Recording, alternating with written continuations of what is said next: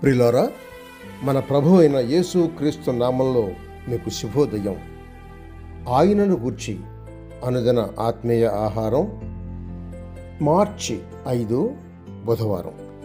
నేటి మన ధ్యాన లేఖనం రోమియోలకు రాసిన పత్రిక 3వ అధ్యాయం 22వ వచనం. అది యేసు క్రీస్తునందలి విశ్వాస మూలమైనదై నమ్మువారికందరికీ కలుగు దేవుని నీతి అయి ఉన్నది. వ్యాఖ్యాన అంశం: తన నీతిని కనుపరచిన దేవుడు. మొదటి భాగం. వ్యాఖ్యానాంశం: తన నీతిని కనుపరచిన దేవుడు. మొదటి భాగం. వ్యాఖ్యానం: దేవుడు యేసు క్రీస్తును ఎందుకు కరుణాధారంగా చేశాడు? శిలువ ఎందుకు ఆవశ్యకమైంది? యేసు శిలువ మీద ఎందుకు మరణించాడు? దేవుని ప్రేమ చూపటానికని ఫకీమని ఒక్క మాటలో జవాబు చెప్పొచ్చు. దేవుని ప్రేమను చూపెట్టడానికి ఆయన మరణించినందుకు దేవునికి స్తోత్రం. అయితే ప్రాథమిక ఉద్దేశం మాత్రం అది కాదు. మరింకెందుకు? 25వ వచనం చూడండి. పూర్వము చేయబడిన పాపములను దేవుడు తన ఓర్మి వలన ఉపేక్షించినందున ఆయన తన నీతిని కనుపరచవలనని. ఆయన ప్రేమను వెల్లడించడం కాదు, ఆయన నీతిని కనుపరచాలి. దేవుని నీతిని ఎందుకు కనుపరచాలి? దేవుడు నీతిమంతుడని అందరికీ తెలియదా? పూర్వం చేసిన పాపములను ఉపేక్షించినందున.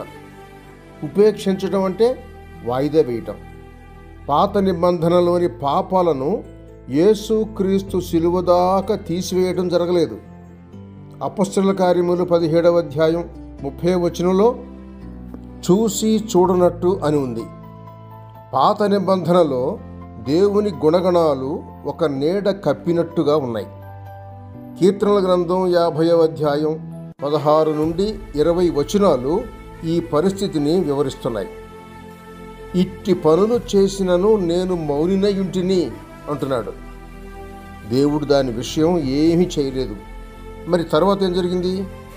అందుకు నేను అనగా దేవుడు కేవలము నీ వంటి వాడను అనుకుంటివి అన్నాడు.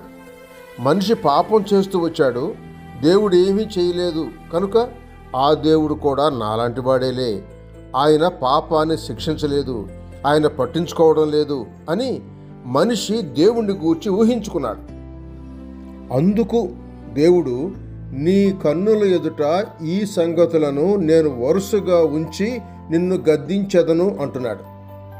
పాత నిబంధన కాలం అంతట్లో, అంటే దాదాపు 4000 సంవత్సరాలు దేవుడు పాపాన్ని ఉపేక్షించాడు, పాపాన్ని దాటిపోయాడు. ఆ విధంగా దేవుడి గుణగణాలకు ఒక మేఘం అడ్డు వచ్చినట్టయింది. అందువల్ల మనుషులు తాము పాపం చేసినా దేవుడు పట్టించుకోడు అని తలంచారు. అందువలన తన నీతిని కనుపరచడం కోసం ఆయన శిలువను ఏర్పాటు చేశాడు. అక్కడ క్రీస్తు మీద మనిషి చేసిన ప్రతి పాపానికి శిక్ష విధించాడు. నీతి పాపానికి శిక్ష విధించమంటుంది. కృప పాపాన్ని క్షమించే మార్గం చూపుతోంది. శిలువకు మొదటి కారణం అది నీతి కారణం. 2వ భాగం రేపటి సంచికలో. శుభములతో వందనాలు.